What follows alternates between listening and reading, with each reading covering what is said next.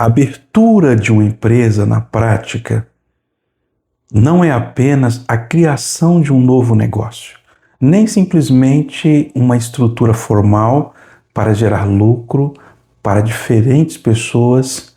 Construir uma empresa pode ser diferente, pode ter diversas razões. Algumas empreendem, algumas para empreender, outras diretamente com foco em resultado operacional, outras empresas para estruturar um patrimônio e organizar o capital, outras querem fazer para controlar outros negócios, participações em múltiplos negócios, como a holding, por exemplo, a holding empresarial, e atuar em níveis diferentes de gestão. E isso já mostra que a impressão não pode ser entendida apenas por uma única definição simples, porque ela, na verdade, é uma estrutura organizacional de capital e de tomada de decisão que assume diferentes funções dependendo da intenção estratégica de cada pessoa que as cria. E é exatamente por isso que uma pergunta muito importante não é apenas porque alguém abre uma empresa, mas sim o que uma empresa representa dentro da lógica da organização financeira e estratégia de um indivíduo ou de um grupo econômico financeiro.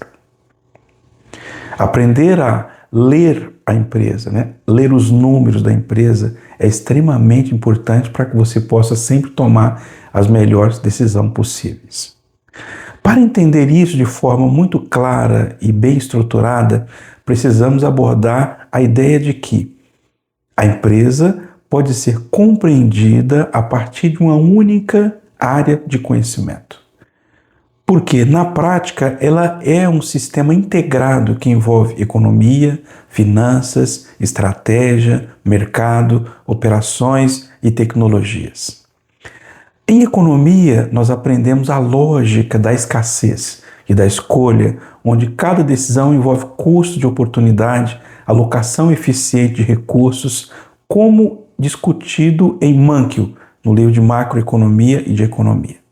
Em finança corporativa, nós entendemos que toda empresa é uma estrutura onde tem risco e tem retorno, onde o valor não depende apenas do lucro, mas da capacidade de geração de caixa ao longo do tempo de maneira sustentável, como desenvolvido por Brealin. Em estratégia, compreendemos que empresas não competem apenas por eficiência, mas por posicionamento e vantagens competitivas, como Porter demonstra ao analisar a estrutura de mercado e a diferenciação.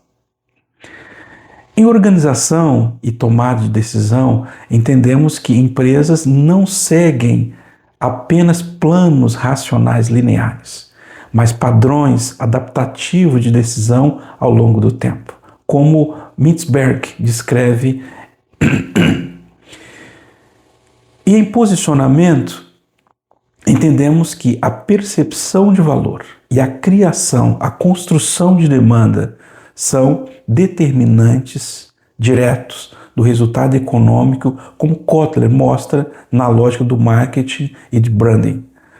Mas nenhum desses campos isoladamente resolve o problema do empresário. Porque o desafio real não está em compreender a disciplina específica, mas é integrar todas essas visões dentro de uma leitura única, uma empresa como um sistema de capital, onde tem risco, onde tem operação, onde você toma decisão estratégica. E quando adicionamos o contexto moderno, isso amplia ainda mais, porque hoje o empresário também precisa integrar tecnologia, inteligência artificial, gestão de pessoas, cultura organizacional e a estrutura digital como parte do mesmo sistema de decisão empresarial. Qual é a linguagem principal de uma empresa? A contabilidade como uma estrutura, A empresa se expressa através de uma linguagem estruturada que é a contabilidade.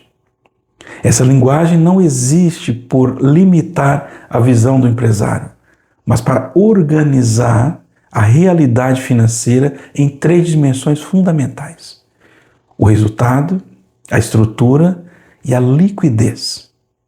Nesse contexto, nós temos a DRE, demonstração do resultado do exercício. Ela representa a narrativa do desempenho da empresa ao longo do tempo, mostrando como o valor é gerado, como os custos são absorvidos e como o resultado final se forma a partir de uma operação.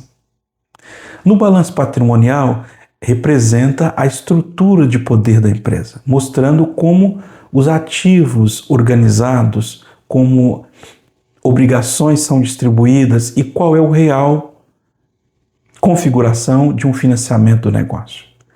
Já o fluxo de caixa e a dinâmica de capital de giro representa a capacidade da sobrevivência empresarial, a expansão da empresa no curto prazo, determinando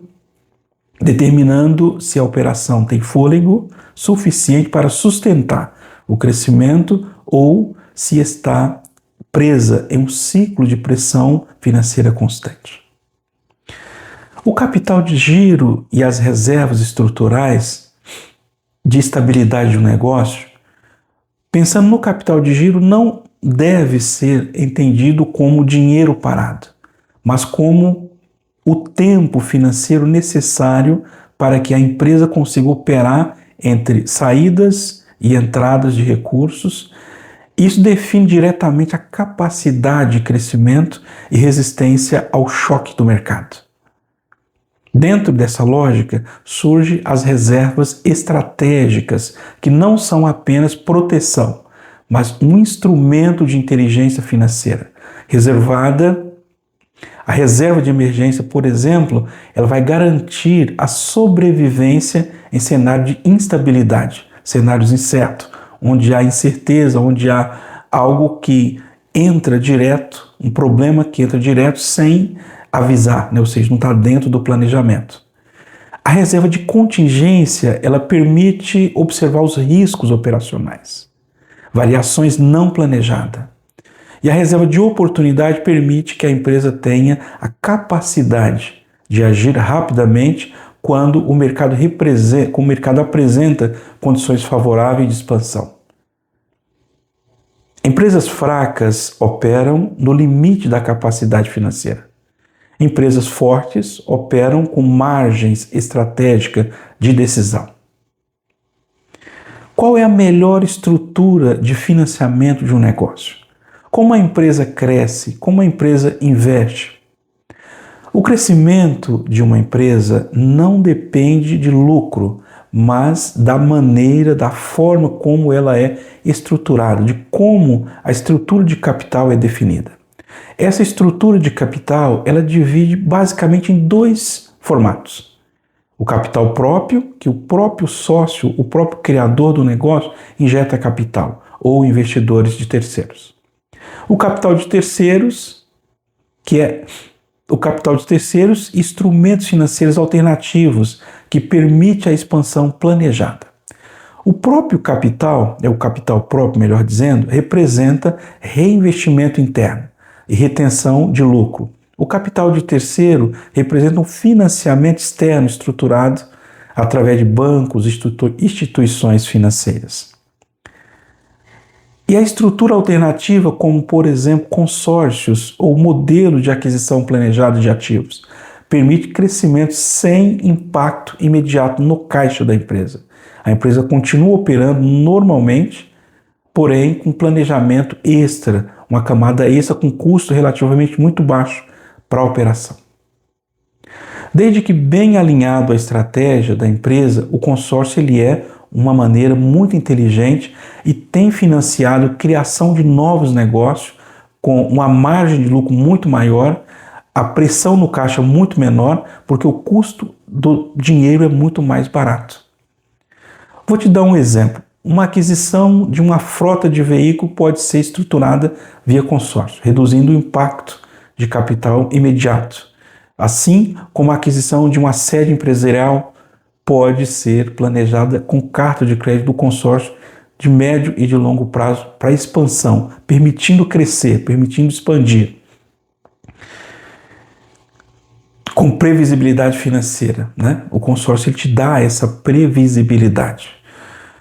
O ponto central não é ou não está em escolher a fonte de capital, mas é encontrar um equilíbrio entre o custo e o risco e o retorno, onde a empresa não esteja nem excessivamente alavancada, nem subutilizando sua capacidade de crescimento. Ou seja, encontrar o ponto ótimo de capital. Os principais erros que as empresas cometem, que os empresários cometem, são não estar na falta, de informação, mas na desconexão entre informação e tomada de decisão. Porque muitos conseguem ler os relatórios contábeis, mas eles não conseguem entender os números que conseguem transformar esse relatório em um entendimento estratégico do negócio. Isso faz com que empresas cresçam em faturamento, mas não cresçam em estrutura, ou tenha lucro contábil, mas não tem liquidez real, ou ainda tenha uma expansão acelerada sem a sustentação de capital de giro. O modelo mental correto de gestão empresarial, ela exige que a empresa esteja vista como um sistema integrado de 3 camadas, onde a primeira camada é o resultado operacional, representando pela DRE, demonstração do resultado do exercício. A segunda camada é a estrutura patrimonial, representada pelo balanço patrimonial. E a terceira camada é a liquidez operacional, representada pelo caixa e pelo capital de giro da empresa. Quando essas 3 camadas estão alinhadas, a empresa opera com estabilidade, previsibilidade e capacidade de crescimento sustentável. Mas quando estão desalinhadas, o crescimento se torna frágil e um risco estrutural aumenta progressivamente. A gestão financeira não é simplesmente sobre entender os números, mas é sobre compreender o que esses números estão revelando e representando naquela decisão que já foram tomadas e sobre decisões que ainda precisa ser tomada. E quando o empresário desenvolve essa capacidade de leitura integrada da empresa, ele deixa de operar de forma reativa e passa a operar de forma estratégica, planejada. Passa a ser parte de uma estrutura maior de construção de valor, proteção de capital e expansão sustentável do negócio. E no final, a pergunta que permanece não é apenas que a empresa faz, mas o que a leitura correta da empresa permite que ela se torne no futuro. Muito obrigado.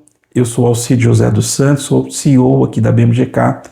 É sempre um prazer estar aqui com vocês. Aguardo vocês no próximo encontro, no próximo vídeo. Continue acompanhando nosso canal, teremos muita coisa boa para vocês. Um abraço.